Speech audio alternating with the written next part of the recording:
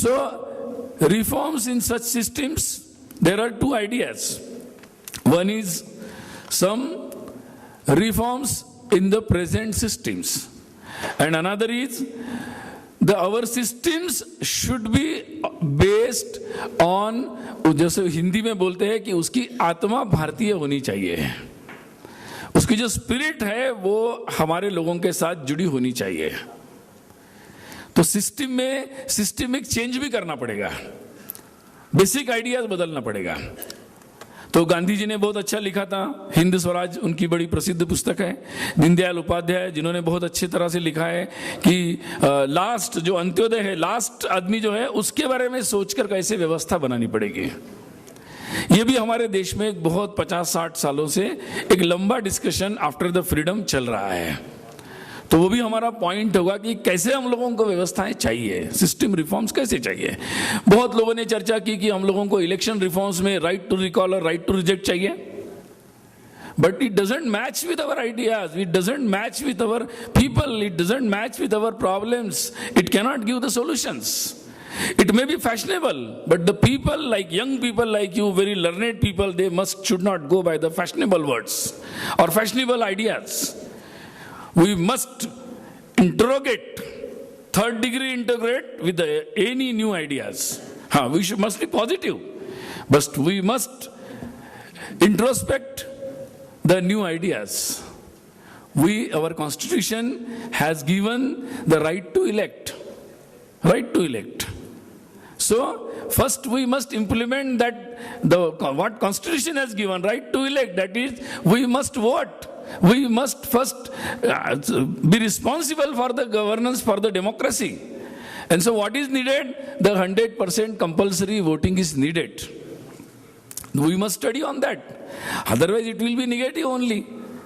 If you don't like the candidate, you must come with some new candidates. You must do something. Going just and it is bad, or he is bad, or they are bad, that is not sufficient. That is a negative way of thinking. We want a positive change. So we be a part of change. So we must judge the ideas on the very basic concepts, the very basic needs of our society and our people. And so it should be very clear.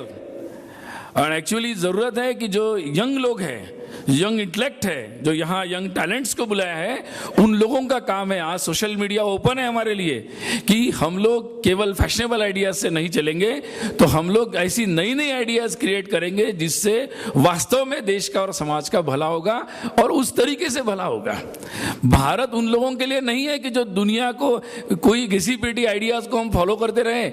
हम लोग वो लोग हैं, हम लोगों के पास वो talents है, हम लोगों के पास वो एक्सपीरियंसेस है, हम लोगों के पास वो आइडियाज है कि हम नई आइडियाज लाएंगे, हम उसका एक्सपेरिमेंट करेंगे, उसको सक्सेस करेंगे और पूरी दुनिया के वेलफेयर के लिए, पूरी दुनिया के कल्याण के लिए वो नई आइडियाज को प्रस्तुत करेंगे। वो भारत ने करना है, वो वास्तव में हमारी ड्यूटी है, वो हमारा मतलब वो एक बाय चांस हमें नहीं करना है, दैट इज अवर ड्यूटी।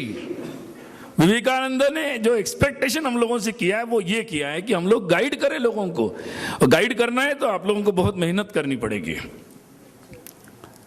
नई आइडियाज पर मेहनत करनी पड़ेगी, दिमाग लगाना पड़ेगा और उसके आधार पर आगे बढ़ना पड़ेगा। इसलिए पुलिस रिफॉर्म्स पर बहुत सारे विषय आए हैं। क्या law and order at judicial investigation अलग होना चाहिए?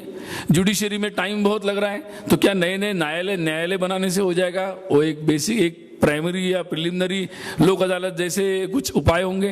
तो मुझे लगता है कि ये कन्वेंशन से और नए कुछ आइडियाज आना चाहिए जो सबको पसंद आए और पूरा देश उसको इम्प्लीमेंट करे। ऐसे आइडियाज आप लोग दे सकते हैं, लेकिन मूल तत्व बदलना पड़ेगा कि भाई क्या ऐसे ही जुडिशरी हमारी चलेगी कि जो मतलब पता ही नहीं कि घटना यहाँ हुई और सुप्रीम कोर्ट पता नहीं उस पर क्या तय कर रहा है। तो it is not giving justice. क्योंकि मुझे कभी कभी आश्चर्य लगता है, सुप्रीम कोर्ट ने बोला कि केस अगर पेंडिंग है तो सरकार को डांट रहे, इनको डांट रहे, उनको डांट रहे, लेकिन स्वयं सुप्रीम कोर्ट से लेकर कितने केसेस पेंडिंग है उसको कौन पूछेगा? तो ये पूछने का काम आप लोगों का है कि सुप्रीम कोर्ट को भी पूछेंगे हम लोग कि भैया आप लोग दूसरों को बोल रहे हैं कि 1 साल में निर्णय दो, 2 साल में निर्णय दो, अभी कल बोला है।